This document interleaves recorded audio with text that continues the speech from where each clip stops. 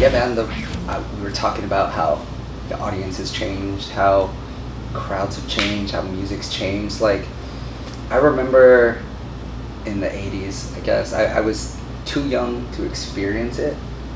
Like, as far as being able to go to clubs and stuff, I couldn't get in, but I would see it on the outside. Like, I never got to see any bands until they were like, you know, mega huge, playing like the Ginormo Dome or whatever. Like, I saw Guns N' Roses and Metallica for the first time in like 92, and that was only because they were playing stadiums and arenas. But anyways, as a kid, I was like, dude, the trouble we got into was like fun. It was stupid, like cheap fun, and like we were all about having a good time. And it's like there's so much seriousness in so many ways. I'm like, God, these musicians like take themselves way too serious. Like, crowds can take what is being said way too serious. Exactly. And even to a point where I'm like, everything's so PC and so fun. I was like, or so boring. I was like, what happened to the fun, man? You know what I mean? Or like, you know, it's so crazy to me. Like, when I see a young person depressed. I'm not saying that it's not valid, but I'm just like, I never remember being sad as a 16-year-old. Like, my big conquest was, you know, to try and get my friend's porn stash. I'm gonna totally call him out, Caesar from Ministry. Remember when we used to raid your brother's stash? Yeah, boy. You know what I mean? It was like, because we grew up on the same street. That was our thing. It was like, dude, we were into just whatever was stupid, you know, like skating to the arcade to, like, you know, meet chicks and eat pizza. And I don't know if it's the culture that's changed. It's changed the music, but there's just something different there. You know what I mean? Because there seems to be a disconnect, because that's still my mindset. Yeah. I'm like, I just want to go out and rock, and so what if I kicked a bottle of water? Like, oh, that's rock and roll, dude. I'm with the crowd. Woo! The music with crowds, even big shows, you tours, you see it, and probably in Europe it's different. They probably bounce and jump and do everything. But Americans have changed when it comes to music. Instead of jumping up and down and enjoying the music, they pop open their phones and they're recording, and they forget that they're there to have a live experience with the band that they love. Still have wild towns, but you're right. I've had shows where I'm looking out in the audience and it's just all I'm playing all phones, and like they're watching you, and it's like I'm right here. Right. Just watch it later. Right, like you came to see me live to see me through a screen. Yeah, it's kind of strange. Well, yeah, right. It's like you're watching your phone. Right. And dude, I remember we did the Head PE tour before we ran out with you guys, and we played some of these like D markets, really, if you ask me. Like, dude, I mean, the places we were playing, I was like, this is a real city. It was crazy, dude. I mean, like, we would play like the tiniest of weird towns, like in Montana. I'm trying Bozeman, Montana. Yeah, that's great, dude. Spearfish, North Dakota or South Dakota or whatever. It's out there. But dude, we would show up to the club, like we'd roll up, crickets, snow. I mean, because we did it like in the dead of winter too, and so it was like nobody there, right? And you're like, oh my god, dude, like what are we doing? And then all of a sudden, just like 8 o'clock would hit, dude. Club's packed. Everyone's there, going crazy. They would know your songs. I mean, we played like Idaho Falls. What? God, that was one of our raddest shows. I broke my ankle like the first time we were there, and it was crazy. We'd come through on 3 different tours. And this is why I got rad love for a place like Idaho Falls. They got the European thing going on, where it was like we came on through a Revolver tour, and then 3 weeks later we were there with Head PE. Then like 4 weeks later we were there with you guys, and it was like the same sort of crowd. But I mean, each show was bigger. Like we played the biggest place with them, but it was crazy to see it just like ramp up. People that saw us on the Revolver tour came to see us with Head. We bumped up in the bill. Yeah, it was crazy, right? And then from Head to Drowning Pool, it was like, dude, we were a name in that town, and it was just because they supported like music that way. You know what I mean? And so it was crazy. All these little markets seem to be like some of the cooler places. Yeah, just keeping it real. Yeah, you know. I mean, it's crazy. It's crazy. Like, well, I read something about Slipknot. Slipknot said they like playing huge shows, but they like playing the compacted venues. Because everybody's bouncing on it. It might be hotter than shit, and of course they're behind the mask. Yep. They're sweating, probably puking in their mask, but they're having a damn good time while they're doing it because they're that close to their fans. Because the stage is so close, there's nobody in the way. Yeah, I don't care for the barricade. I mean, I know that's the thing that's changed too. I mean, over the last couple of years. I mean, when we started out, people stage diving and going nuts, and somebody, you know, does get hurt every now and then. People still get hurt. Nonetheless, with them trying to get everybody to stop, you know, having such a good time, you know, right. just jumping on stage. I still do it every now and then. But like you said, over in Europe, in certain small towns, when everybody just comes up to that stage and you know, it's a rock show, it's entertainment, man. Everybody says this energy there. You just go nuts. And I love that about it, you know. Somebody falls out, you pick them up. It's like, you know, that's the rule of the pit. And so we haven't had any major situations like that. But I just think they're kind of like, you know. And that helps y'all as musicians when you're feeding off the crowd. Their energy helps pump your energy even harder. Oh, yeah. But the energy is starting to die in some scenes, and I don't understand why. I don't know what's going on. I love music. I think there's no excitement. So I really think that, man. You gotta think outside the box. I mean, because I tried this on the road with Murr FM, probably the last run, maybe even with you guys too, because your sound guy hated us. So we had who was that with that on that time? That's the other thing too. Your crew will reflect the band, so be sure who you pick crew-wise, with your tour manager, sound guy, because things happen when you're not like you're back there doing this stuff. You're at the trailer and your sound guy's yelling at everybody. That it's like, you know, drowning full of assholes. It's not the guys in the band, it's the sound guy, or the tour manager. And I learned this over the years. Becoming friends with promoters. I used to just go out on stage, have a drink, play guitar, and then you get into the business and start meeting people that own the clubs and the promoters that bring you to this. And then you start hearing the stories. Well, man, last time you threw, man, the tour manager such and that, so I don't want to book you again. Yeah. But it wasn't the band, so just you know, we're out there for all bands. Little business tip. Make sure you have a crew that's respectful, because just like the situation you were getting with man. I won't say it. You know, I still have a guy. He's still a professional dude, but he flew off the handle a few times on that stuff. Like something that we maybe come ask me first as a band. Just trying to approve this and not approve this, and the other bands they cannot do. Yeah, that's exactly what you're talking about. Yeah. But I mean, I got it. But that was my MO at that point in time, because I was like, dude, we're in the middle of our cycle.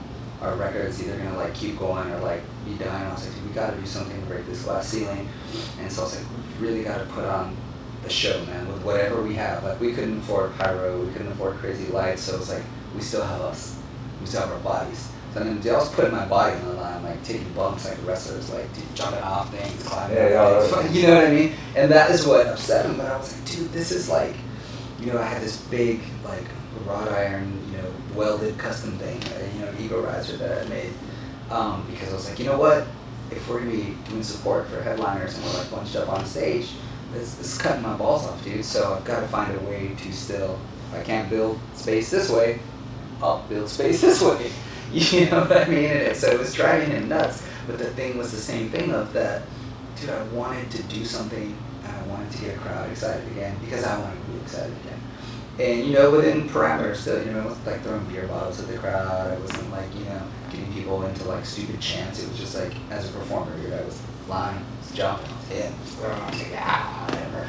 And things, but in a different way. Not just like a band, like go out and play and get into it. I mean, dude, I was really pushing it. I was jumping into crowds, you know, driving the sound guys nuts. You can't take the wireless in front of the house. And I'm like, fuck you, man, it was fucking awesome. You know you like it too. Yeah. You know? They get mad, it's wireless. Yeah, dude. And I'm like, I know that. Yeah. Right? You see me jumping, dude. Out there, just turn it down. Yeah, you know, or I'm like, fine, okay, cool. And then I'll just throw the mic. So I would like throw it to a tech. He's like, there you go, dude. And I just get in the crowd and I'd be singing, it's beautiful. You know what I mean? It's like, I would do anything I could to like put myself out there. And I still think that's just like missing that little bit of like controversy and spark, because that's what lit it for us. You know what I mean? Well, that's how rock and roll was back when. Well, yeah, you know what I mean? And it needs to be that way again. Yeah, you know, it was like, Kevin DeBro, like, drinking tea and his Jack Daniels bottle. You know that now, but you were like, hey, man, it got me into it. That's all that mattered. You know what I mean? Exactly. Like, when I used to see you bought into it, the smoking beers, dude. Yeah. I mean, when I saw Pantera at Joe's Garage, when they were still in their nice little tights and the 80s stuff, they still rocked a damn good show, man. And not anybody in that show at Joe's stopped. Yeah. It was a constant banging head, moshing, because their energy fed the crowd, and the crowd fed them back. So. Absolutely. And that's the way it needs to be again, man. Rock and roll is not dead. People are treating it that way. You want it to live, take chances. Exactly. All of us take a chance at once, right? Do something crazy. Right? Or go down in flames. Well, we don't need that. Or let's all shave our heads. I had to. Just kidding. Well, I mean, I'll probably for the best, man. I did have the heavy metal haircut for a while. Dude. Did you really? It was so long. I never saw pictures of that. Gotta hook it up. Oh, wait. I take that back. I had the tail forever, but it's time to tail go, man. Tail's gone, dude. 2017, man. I was here for that debate. Well, somebody's got to change. I mean, the tail was steadily shrinking anyway on its own. Or a lot of people were pulling it every nightly and just get handfuls of it. Sometimes it like Roger Razor would just get caught. So like after 15-20 years of that, and you know, somebody pulls your hair, your first reaction, you want to punch them, you want to punch your fans because they're just sounding right. So I'm like, you know what? I'm over it. We can cut this out. Was it sexual pulling or was it no, man, it was just out of the blue. It was me. It was you. Finish my fucking damn song, dude. Help me. Shit. I got a deadline, motherfucker. Write this damn song. Norman influence can do that. By the way, your shaker track made it into one of the tunes. Yeah? A shaker track from the song with Ruby and Caitlin. Yeah. I'm real big on that, having shaker. All that background stuff, little subtle things. You don't always hear that, especially in a rock song, but it's in there, man. I do a lot of background programs, especially in drum songs. There's a lot of little things that go on, man. I'm all about the anvil, little belt, but I don't want it to be so proud. I just want it to be like almost like a tool type of thing. It's like something's back. I don't know why this part of the song is getting bigger, but it's because of that. Yeah, that's cool. I had searched in my media pool something for the tempo, and it had come up in my like audio cache folder of just stuff, and I was like, huh? And I was like, wow, that's the same BPM, and I put it in the song. It's in the song Pieces. And it's just in there. That's crazy how that makes it shuffle along. Dude, it makes the hugest difference. I was like, oh my god, like, I had to make that for a live track now too, the stem, but anyways. Awesome. So good to go, dude. Shaker credit right there. Yeah, but all that little subtle part of the back is awesome because then when you do listen to it, mostly if it's a new song, you're like, did I just fucking hear what I think I just heard? And then you know, well now you don't have to do it. It's not cassettes anymore, but CDs or whatever digital, and you start it over and you're like, you hear it again. It's not the tangible like you have. I here's miss that put it in so listening, much, dude. You know, it's not like it's that. badass. I miss the smell of like when you open up a vinyl, Oh, even a CD, that dude. paper, that just. Man, I used to just go to the vinyl store and just look for the coolest fucking art, and that's got to be a badass band, and then that's how I found Molly Hatchet and all that. Molly Hatchet, dude. Hell yeah, dude. It was because of the cover art, dude. Yeah. The Reaper, or whatever it was with the hatchet. Yeah, that's awesome, man. I'm glad that's making a resurgence. What, vinyl? I mean, in a big way. I keep up with a lot of business stuff, and I recently read that maybe like 3 weeks ago. Maybe saw this like vinyl is like outsold like downloads now, which is good. Which is crazy. Like units and streams. I mean, streams are killing it, dude. I've got a band that that we released on the TSF label that we have that they did upwards of like 10,000 streams, but maybe moved to like 200 downloads. Because nobody buys CDs anymore. Yeah, well, I mean, but even on the downloads on like iTunes, like Apple Music, like Spotify, all that's killing. Yeah, so it's crazy because you're weird. You're like, well, on a unit scale, I guess maybe your band isn't killing it, but on a stream scale, like, oh my god, it's a whole other thing that you have to consider. How do you build that? How do you base off that? So it's just that, and that goes back to our conversation earlier of there's so much out there now that how even as a business person can you latch onto that? I mean, like, how do we build off that? Who is my streaming audience? Like, why are they two different audiences? You know what I mean? Because nobody buys CDs anymore. I mean, most people don't even have CD changes. See, and I'm the guy that will. It's all digital. If there's a binaural CD, I'll buy it, and I'll still listen on Apple Music, and I'll download it on iTunes just so I have it when the world explodes 10 years from now. Something of it. Yeah. That's just because you're a collector and you love music, and it's always great to have a tangible CD. I wish there was more of me. Having CDs signed, like the ones that we put out, and make sure all that guys sign it first, so they have something signed. That kind of helps if you want to push. It's a memory. Another word. I'm still waiting for my DP stuff for TSF. 3 years later. Yeah, I used to keep a care package in the car, but I'm empty right now. I'm on E. I gotta go to storage and clean it out. There's so much stuff in there, man. Decorate this stuff. I'll clean it out for you. I'm just fucking with you. Yeah, I keep getting that. A few people are like, why don't you go around? I know you got all kind of gems in that. Yeah. Can I keep what I find? It's like a rat's nest in that. Oh shit. I don't want to open it. Pandora's just box. comes falling out from every tour we did. I was like, So what is Drowning Pool? What's next other than that new CD or the new music you're fixing to put out? We're doing the Make America Rock tour this year. They started it last year, and we just kind of did a handful of shows, like weekend shows. They were testing the waters with it, and wanted to see. They had a great success with it. So this year, I think they have their stuff together, and we're doing that run. It's oddly enough, Scott Stapp, I guess he has something going on again, and he's going to be headlining it. So I'm curious to see what he has going on now, since he's always been, seen in controversy. But Sick Puppies is on it. Nice. Trapped, I think, is going to be on it as well. And then there's a few other bands that come in off and on. It seems like it changes daily, but like we did, there's a handful of bands. So it's just a full, tour with us, kind of, the main guys. That's awesome. Actually, Scott's been pulling it together. Yeah, that's what I heard too, man. Steven from Rocket Queen, he played on the song Waves. It's in the video. They were just on tour with them. Yeah, I guess they did like 2 runs with him. And he was like, it's been keeping it together. It's crazy. I heard he was killing it. Yeah, he was like, said he's killing great. it, so maybe he got these back on it again. I mean, to do such a, Creed was such a huge band back then. So when is that new music supposed to come out? We have a lot of stuff worked out. I think once we're on tour together, I think we'll probably start putting stuff together, and then right immediately after, if that's the path that we're going to go down. I'm always like, I got a back catalog of stuff, so it's like constantly writing, and then when it gets down, when we all get in the room, we like focus on stuff, throwing stuff at each other. It's like, this works. So it's literally. I already have like a bag full of stuff, but yeah, we live for stuff a lot. Salads, yes. You never might do a salad at me? Yeah. A salad, dude? You were so mad at me, you're going to grab salad and throw it at me? That's a rock and roll part. Well, we've been together 20 years. I mean, we've done enough of the throwing beers and right. Well, he threw what did he throw it, man? He had this big, he threw a gallon of milk at me one time, dude. So I'm glad, I appreciate the salad. That's awesome. Yeah, I've had a cake thrown at me that my own aunt made for me. So that was cold, dude. That was, I guess, one thing to throw a cake to, but my aunt made that for me and gave it to me, and you're just gonna throw it at me. That was the end of the line, dude. Right? When do you get into throwing stuff? Band stories. Yeah, late night drunk. Took us. Oh man, I got 5 stories for days. Depending on what singer we talk about, but we kind of past that now. We don't get to that point. We haven't in a long time anyway. I've seen that. That's good though. Bands are like marriages, man. They really are.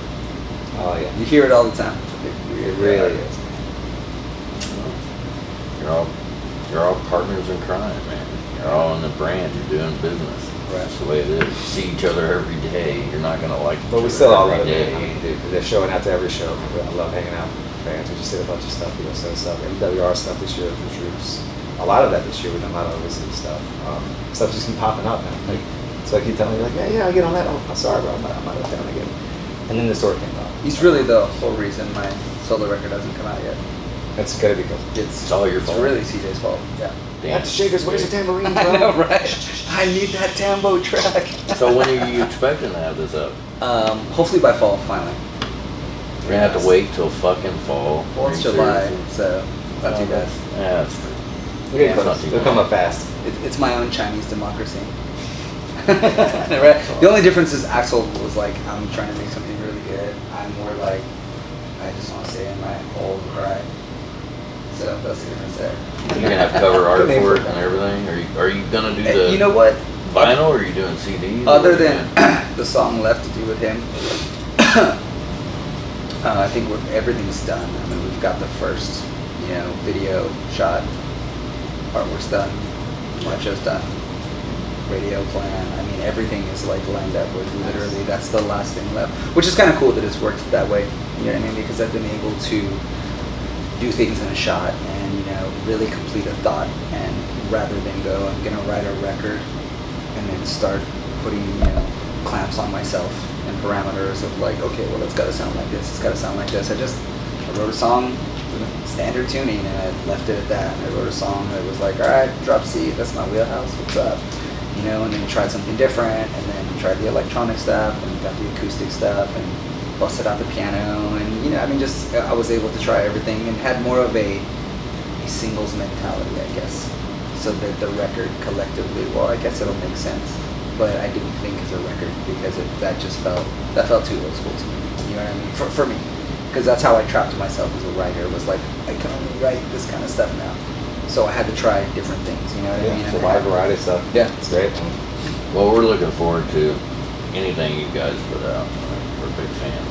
So we're fans Thanks, of music, period. But I'm a fan of your recent record. Yeah, we're going heavier. We just progressively got heavier. And that's I think good, The next though. record we put out will be the heaviest thing we've ever done. Bodies is known as a heavy song, and just to get between just the stuff we've been through with those business managers, record companies, singers, you know, I think we definitely got back on track with Jason, and I'm happy that the last record sounds more heavy. Like you said, Drown Full Distance is way heavier, so I'm just keep pushing myself. well, you gotta keep climbing. Life faster, life faster. Yeah, it's one of my Life is favorites. not about. Damn, dude. Well, life's not about stagnation. It's about moving forward. Yeah. And you got to. You have to Taking chances. You have to change Push all the time. So, well, thank y'all Yeah, man, very thanks much for for having this. I Appreciate totally it. appreciate it. Yeah, thanks for having me. Anytime, man. Thanks for having me over here too, man. I love it. I miss it here. I didn't know if you had the baby or what's going on. Baby's gonna go to bed here in a little bit.